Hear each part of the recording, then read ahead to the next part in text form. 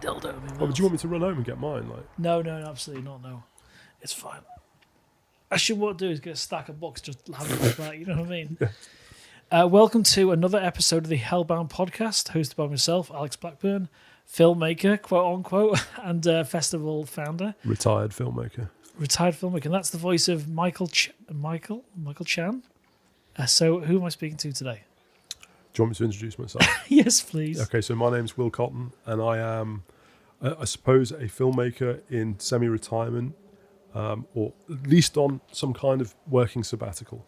Well, that's fair to say. And for anyone that doesn't know Will's a very good friend of mine, and I've learned a lot from him. I've got two people in my life that I've learned kind of a visual, the visual elements of making a film, whether it's Will in filmmaking and Matt McQuillan in photography. So I've learned a lot from Will, and a huge inspiration in my life in filmmaking as well. So you'll learn a lot today, hopefully.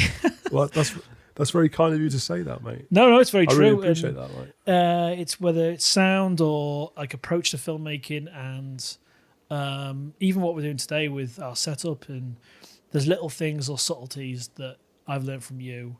Is my level coming through? I'm not shouting at you. Yeah, you're fine. Yeah. Okay, that's fine. I should know what I'm doing. I've done this for 32 weeks now. To be honest, mate, I'm not really paying attention. So, as I said to you before, it's been 20 years since I've been on this side of the questions, or the attention, if you like. Yeah. And I've been doing interviews, professional interviews for like 12, 14 years. So this is kind of strange for me, Yeah, well, that's it. When I recorded with my wife, Vicky, I think 5th or 6th episode in, because Michael wasn't available. It was kind of weird for us because we've got like there's a formality to our chat. Like you and I I've never chatted like this before. It's something we've always wanted to do. So thankfully we've got like a small platform we're building now, or a small podcast we're building now to talk about horror. And that's what we're going to do here today. Can I just start as well by, anybody who knows me knows that I have a problem with chewing gum currently. So I apologise to any of your listeners if my incessant chewing continues. There's going to be incessant chewing. There's going to be sipping from. Well, we went to KFC to do a bit of preparation. Or a no brand chicken establishment. Yeah.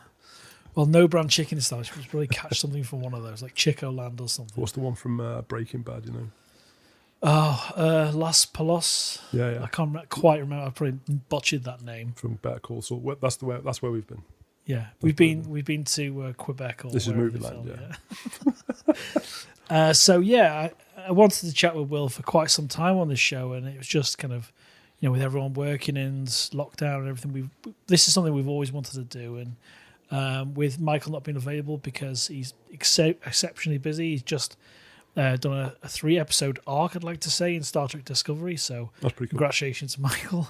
And he's just started some sort of commercial in Canada where he's had to be completely naked. So we'll see more of that. I'll see more of Michael soon. Good work if you can get it. Yeah, yeah.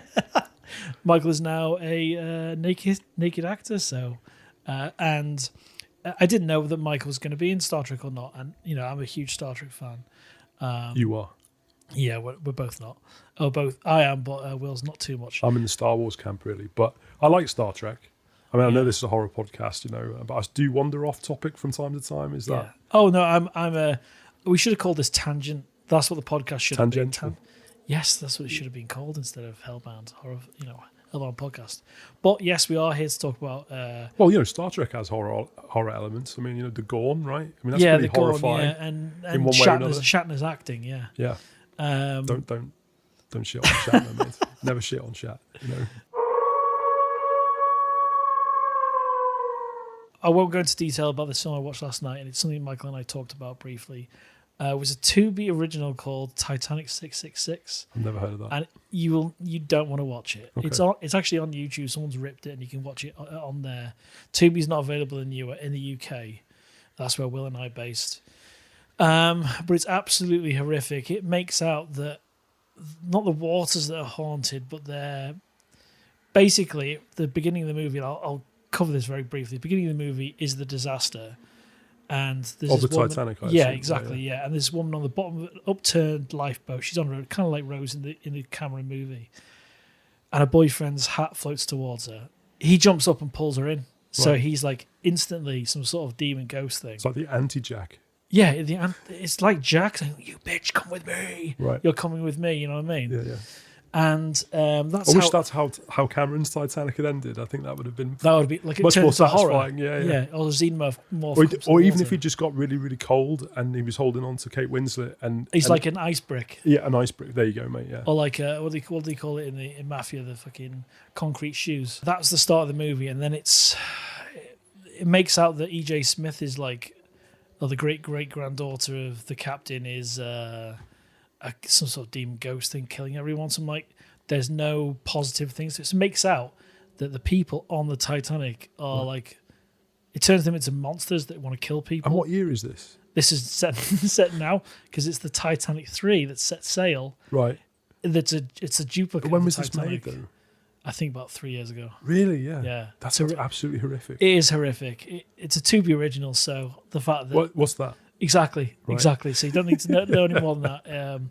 It's some sort of satellite channel or something in the US. But you got Jamie Bamber, who's one of the main pilots from Battlestar. That's the only real known actor in it. Okay. It's extremely ropey. He's getting a paycheck, yeah. Yeah, to anyone listening, Dutch, don't watch it. It's horrific. Mm-hmm. And the ghosts and everything are terrible.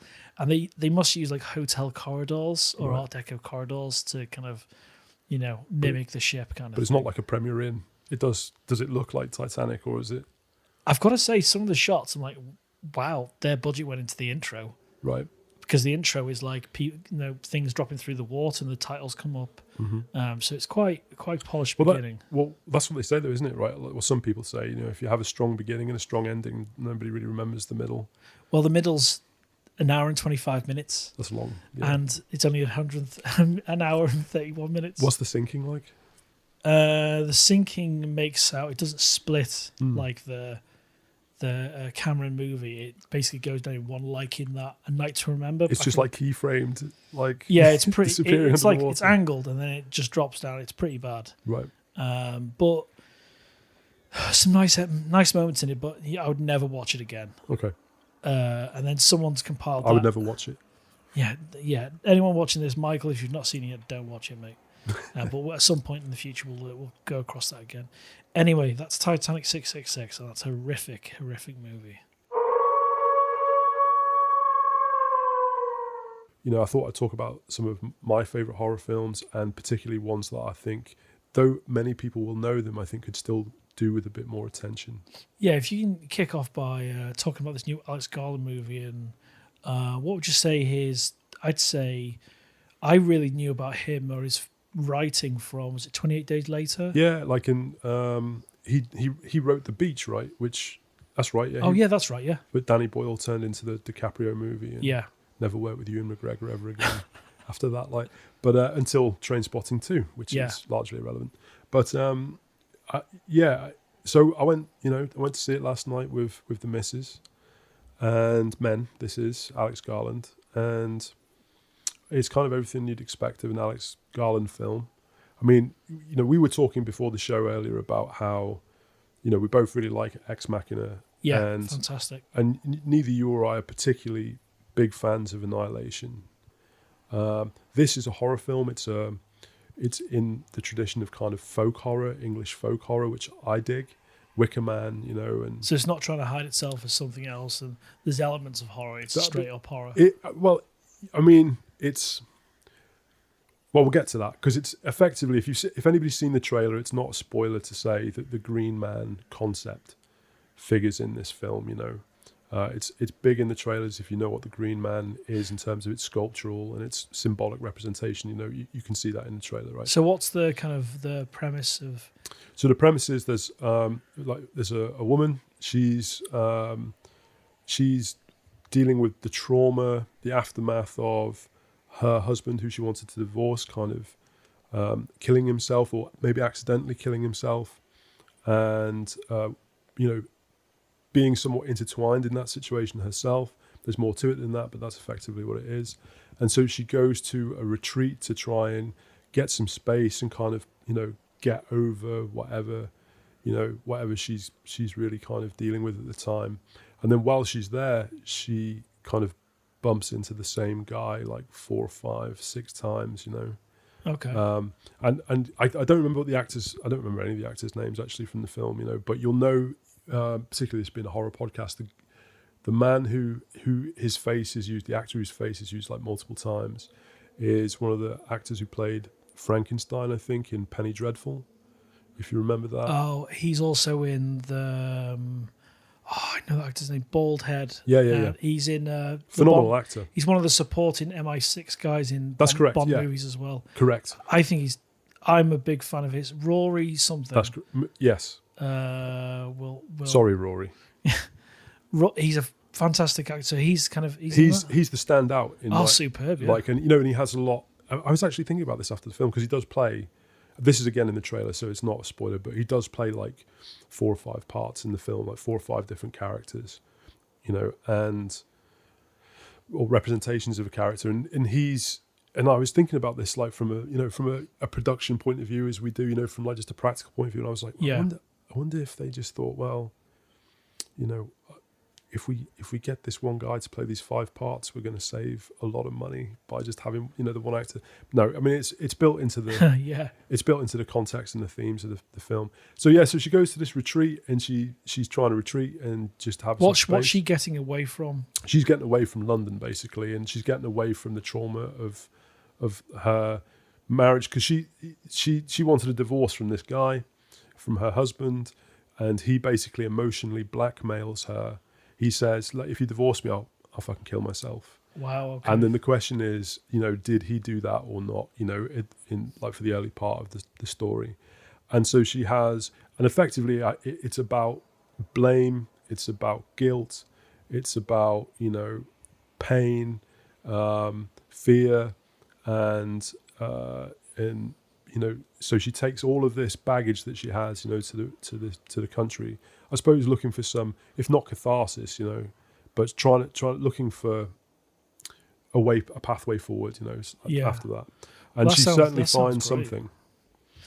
Well, that's what the beauty of horror is, finding that something that's in the darkness, whether it's in your mind or something bit more tangible. Well, that's a really good question for the movie. Actually, is like whether the proceedings of the film are in her mind or are they real? And there's you could go either way with that. I would. So I don't want to talk too much about it because it'd be really easy to kind of spoil some of the surprises that exist in that film. But what I would say is, if you like folk horror, if you like English folk horror, right? If you like The Wicker Man, if you like Midsummer, I suppose to some point. I always think Midsummer Murders, and that's well, it does look like Midsummer Murders, and it's shot by Rob Hardy as well, right? And right, okay. And it's a very luscious, beautiful film, and and there is a lot to it. But if you are British and you've seen Midsummer Murders, it's an impossible, it's impossible not to draw kind of a similar. Oh wow, okay, that sounds really interesting, and that's what's that called? That's called Men. It's called Men. Alex Garland. That's great. But I won't give you a review or anything. Just go and have a look, see for yourself, because there's some. I don't even know how you would start to review. I didn't dislike it. Yeah, I liked it, and I would say that it's worth a look. But depending on the kind of viewer you are, there are going to be the moments where you're going to be absolutely appalled and horrified, or you're just going to piss yourself laughing like. So okay, absolutely, and in the same moment. So if you're like tuned into the tone they're putting out, it's going to work for you, or it's going to be like a joke. I mean, if you're intellectually buying into it, you're going to enjoy it. You're going to enjoy the concepts. Well, that's it. You should suspend complete disbelief when you go into any movie. Well, I don't know if you should. I mean, I think that's the filmmaker's job to bring you there. Yeah. Yeah. But I mean, even Airplane did that, right? So I think if Airplane can do it, it's kind of a sin for a filmmaker not to be able to do it. Yeah. Unless they're deliberately not doing it. Well, that sounds really, really good, and that makes me want to like talking about these flicks like more so than just seeing a trailer makes me want to go and see that now because I never would have really thought about that because coming out of the last few years, it's I'm very, very picky what we go and see. I was going to go and see Doctor Strange recently. I've not because that's a Michael's seen that, and we'll talk about that in the pod in the future because that's got a huge amount of horror elements to it and horror influences, especially coming from Sam Raimi. Sam Raimi, yeah. Such an icon in the genre. we won't talk about this too much.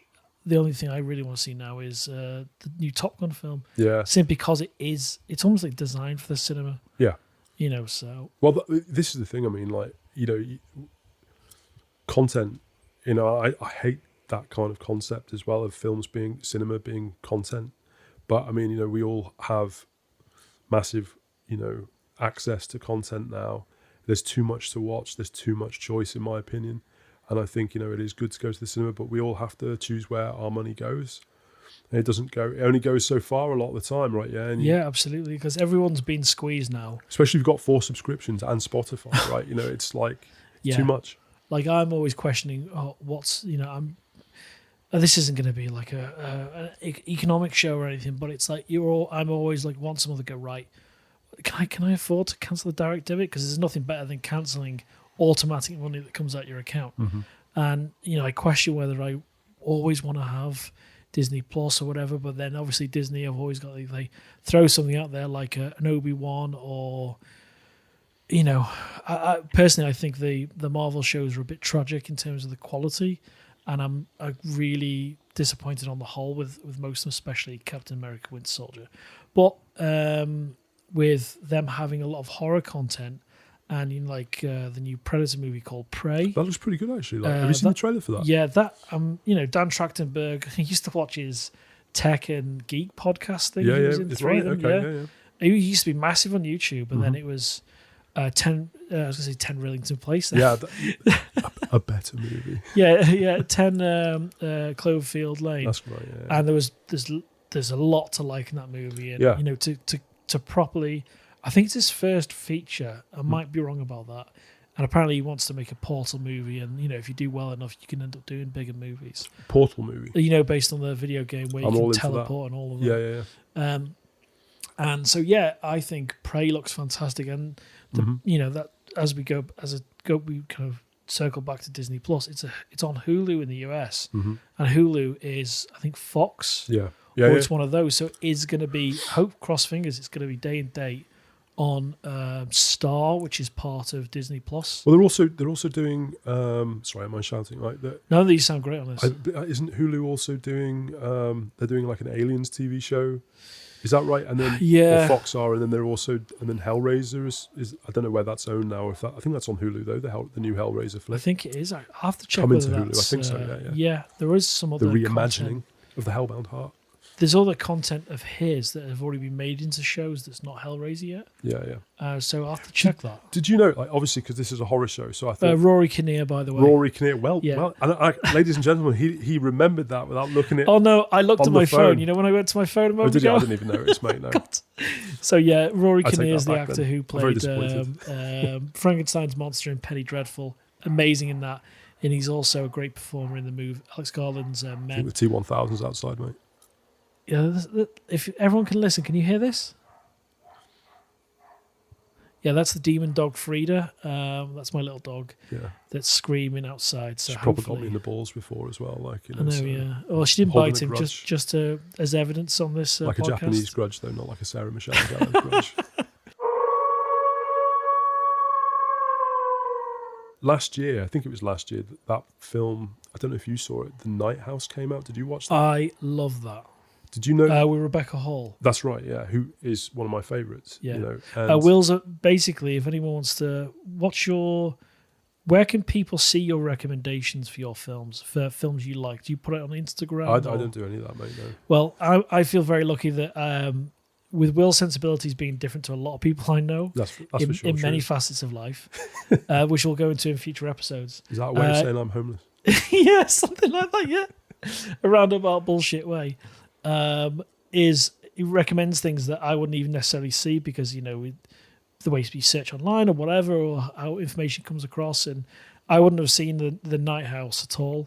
But then you recommended it, and then it was on one of the services, and I was really kind of stoked to watch that. And just in terms of originality, and there's an aspect of the very end of the movie with the shape in the boat.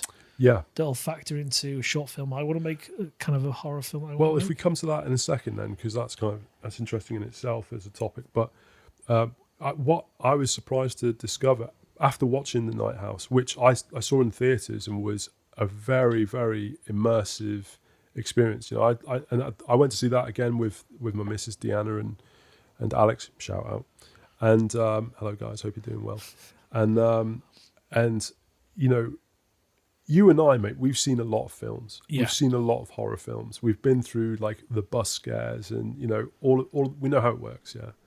And a lot of that kind of what works for me is dread, you know, and what works for me is you know, mystery and dread. They're the things that really kind of get me in horror. Yeah. And that's what the Night House had for me. But as a cinema experience as well, the sound design and just the unending mystery and the dread, I love the Night House. And I was not surprised to find out after watching it that it actually started out as a Hellraiser script.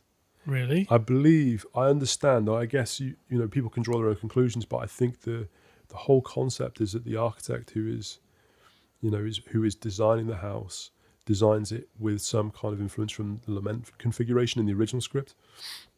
Oh wow! Okay, that makes sense. So that makes a lot of sense. And I think when the fact that not with hindsight, but the fact that you're aware of that, and I wouldn't have thought about that, and that's, you know, a great thing about being able to chat about these films. And just say as well, if you haven't seen the Night House, just skip like, I don't know, 2 minutes forward into this conversation and just ignore everything else, you know, that might be said. We're going into spoiler territory. Because we're going into spoiler territory, yeah. I mean, you and I as warning well. the spoilers. Well, this is kind of interesting as well, because you and I have like different takes on spoilers. Like I don't care if anybody doesn't know that the Darth Vader reveal in The Empire Strikes Back. Yeah, I think if you know, what's you know, that's that? you know what I mean. Like, you know, so when you're talking about older films, right? You know, like Chinatown or whatever, and somebody's like, and you reveal the ending of the movie, and somebody says, well, the incest, yeah. You know, like when that has got. I don't care if somebody gets offended by that, because you should have bloody seen it. Yeah. Right. There's no excuses. What's right? the cutoff? What's the cutoff when you can afford to talk about movies? Like, well, with social media now, it kind of ruins everything's kind of ruined straight away. Well, the cutoff for me is conceptual, right? So the cutoff for me is, I as a matter of good faith, right? I won't reveal the twist or in a relatively recent film, right? Okay. But if it's in the cultural pantheon, you know, and people are aware of it, I'm just going to talk about it. Like you know Sixth Sense. I don't know if I would do it at Sixth Sense, because that's the other side of the coin, right? Yeah, which was what I was going to kind of bring to. If the whole movie is built around the reveal, yeah, you know, and then no, I wouldn't. Do you know when I know about this? Yeah, you know about this. So for anyone that doesn't know this, I don't think I've mentioned it. Alex has never stopped moaning about this. I used to be an usher in 2 different cinemas, one in Chester, which is where I live, and one in Manchester. And when it was 99, and that's when I first started, and The Matrix had just passed. I think it was October, and I started later in the year in the cinema. There was things like Runaway Bride, there was American Pie, and then later in the year, I think it was Final Destination. We spoke to Jeffrey Reddick, creator of Final Destination, recently, so please check that out. We had The Sixth Sense, and it was one of the biggest movies. I think it was New Line that made it, and you know, there's periods of Bruce Willis's career that got dipped, peaked and trough. Mm-hmm. I think he's in a massive trough now, and I feel he's not coming back. I don't think. Horrible situation for anyone to be in what he's going through. But yeah, The Sixth Sense. I don't know. He went through Demi Moore as well, didn't he? So I think it's probably quite relieved. There's a couple of peaks and troughs in her. Although I would have made the same mistake. I've got memories of watching striptease in the cinema now. Oh, can we pause this and go and watch that? No, that's a horror film, right? So yeah. Anyway, The Sixth Sense was out, and I was working, just like going through my mind now. You know. So I was 3 months into working at this cinema, and I was all pumped for it. I was still already a huge movie fan. And I'm walking into the screen, I see my colleagues, and when you work in a cinema, and then you go, like at the end of a shift, and you go into the screen, there's a kind of there's an actual really interesting buzz. I got a lot of friends that used to work in cinemas. Well, you can like feel the energy at the end of the movie. No, before you go in, there's like everyone wants you to enjoy the movie because you work with them, the other ushers, the people serving you the food. Okay. They ask you what you're watching, so there's an extra charge of energy when you go in to see the film. Okay. And I can't remember the guy's name now that I used to work with. He was the supervisor, the head usher or whatever. And he said, "Oh, what are you going to watch?" So I'm just literally going into The Sixth Sense now. Put to screen 1 in the UGC cinema, which is it's an Asda now, and it's a car park, and it was the biggest screen in Chester at the time. So yeah, and then basically, he says, "Oh, great! I'll open the doors for you." He ripped my tickets when we had physical tickets, and he just told me the spoiler before I walked in. Why? I'm like, oh. And if you know The Sixth Sense, we're not going to spoil. It's the whole point of the film, yeah. It's the whole point of the movie. Well, kind of, not thematically, but it is the whole kind of plot point of the film. Yeah. And I'd say 80% of the people listening to this will have seen The Sixth Sense and know the spoiler. Imagine watching that movie, knowing the spoiler at the beginning. The whole movie, I would almost say, is pointless. Yeah, it's a way yeah. I mean, this is my whole thing though with twist movies. Like Usual Suspect. Like, I do not like The Usual Suspects. I know I'm in a minority here, yeah. But there's a lot more people that don't like any spacey movies. Well, yeah. But we can't. That's a whole other horror story in itself. Yeah. I will get into. I was going to tell a really bad joke then, but I'm not. It's probably best not to. Not in this platform.